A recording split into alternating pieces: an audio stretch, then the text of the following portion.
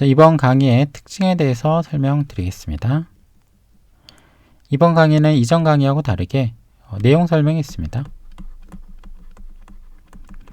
문제를 푸는 데 필요한 이론 지식에 대한 설명이 들어가 있는 거죠.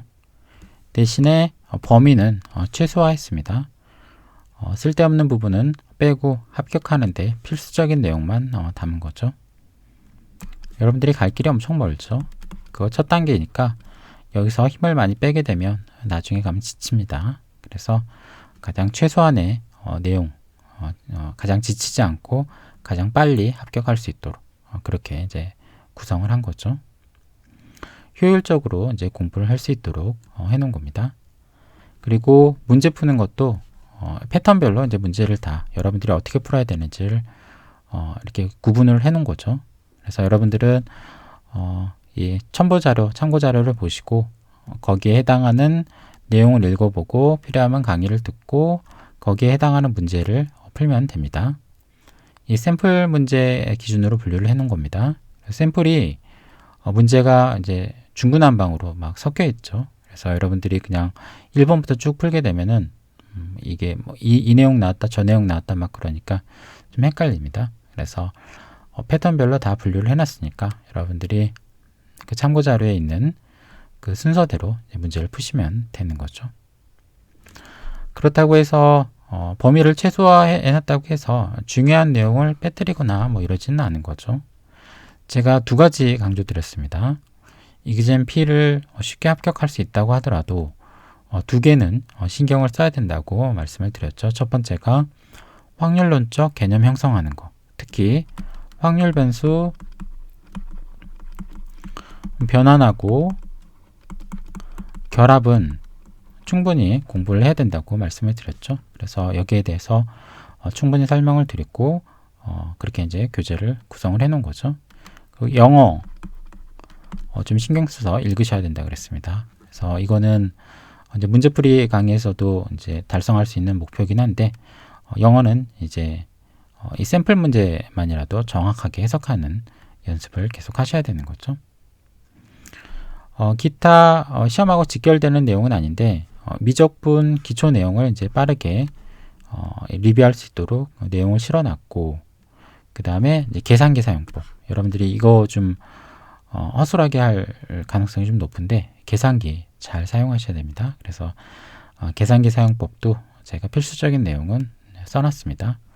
이것도 참조하시기 바랍니다. 이 미적분 기초하고 관련해서 이 문과 출신 분들이 혹시 이그잼 P 공부하시는 분들 계실 수 있는데 이분들은 이 미적분 기초 이 강의에서 나온 것만 갖고 부족할 수 있습니다. 그렇게 되면은 이 좀 관련된 내용을 공부를 하셔야 되는데 뭐 다른 강의 참조하셔도 상관없지만 제가 이제 한국계리 관련해 가지고 미적분하고 통계 이쪽 강의해 놓은 게 있거든요.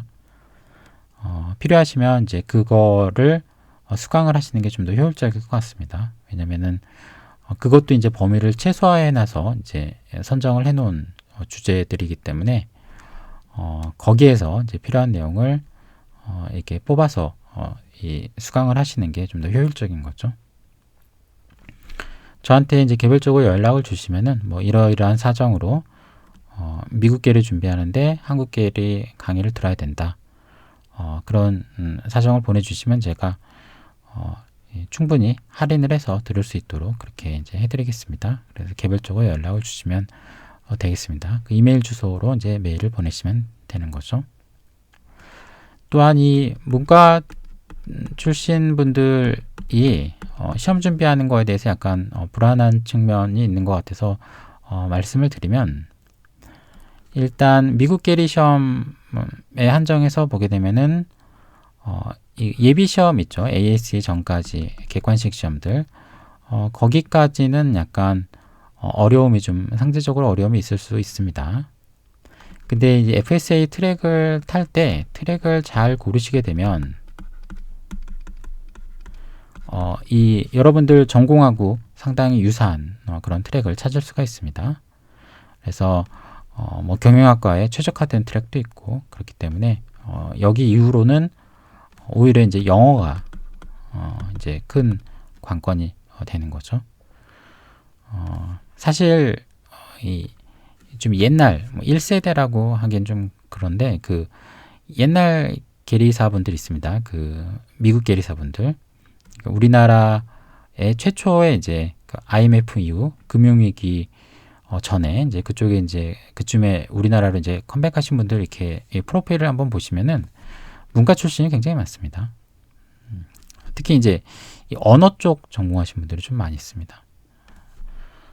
제가 이제 뭐 마음대로 한번 생각을 해보면 일단 기본적으로 우리나라 교육 수준은 문과 출신이라고 하더라도 이제 계리사 공부하는 데 있어서 수학은 별로 큰 어려움이 없는 수준이고, 오히려 이제 영어 쪽에 이제 장벽이 컸던 거죠. 그래서 오히려 영어 전공하신 분들이 쉽게 이제 외국 그쪽 선진 쪽 프랙티스를 습득하시는데 좀 더 유리하지 않았나, 그렇게 생각이 듭니다.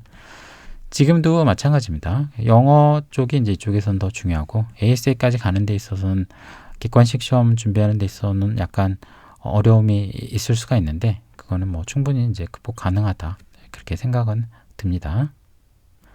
그리고 실무에 있어서도 어떤 수학을 이렇게 잘하는 게 그렇게 크리티컬한 요소는 아닌 것 같습니다. 제가 이렇게 봐도 어떤 뭐 보험 상품을 개발한다거나 뭐 회계 처리를 하는 데 있어 가지고 어떤 수학적인 문제에 부딪혀서 그걸 해결을 못하고 그런 경우는 없습니다. 여러분들이 생각하는 모든 보험은 다 옛날에 다 만들어져 있는 거고, 그런 이 산출 방법 이런 거는 그냥 옛날 거 보시고 살짝 바꿔도 이제 문제 해결하는 데는 지장이 없는 거죠. 오히려 중요한 거는 실무에서는 법규 해석이라든지 이 소비자의 니즈를 파악하는 이제 마케팅, 이런 관점, 이런 게 이제 굉장히 중요한 거죠. 보험 상품에게 마음대로 못 만듭니다. 제약이 엄청나게 많습니다. 규제 산업이다 보니까 보험 상품 만드는 데 있어서 가장 중요한 거는 이 상품이 규제에 맞는가, 이게 이제 가장 중요한 것 중에 하나인 거죠. 그래서 모든 규제를 다 만족을 하고 잘 팔릴 수 있는 상품을 만드는 게 중요한 거지, 어떤 뭐 수학적인 지식이나 뭐 이런 게 뭐 크리티컬하고 뭐 그러지는 않은 것 같습니다. 그래서 이 여러분들이 뭐 만약에 면접을 보러 가신다, 뭐 딴 얘기를 좀 계속하게 되는데, 면접을 보러 가시게 된다 그러면은 뭐 수학을 만약에 전공하신 분들이라고 할지라도 난 수학 잘한다, 뭐 이런 얘기는 그 실무하는 양반들한테는 별로 이제 와닿지가 않는 거죠.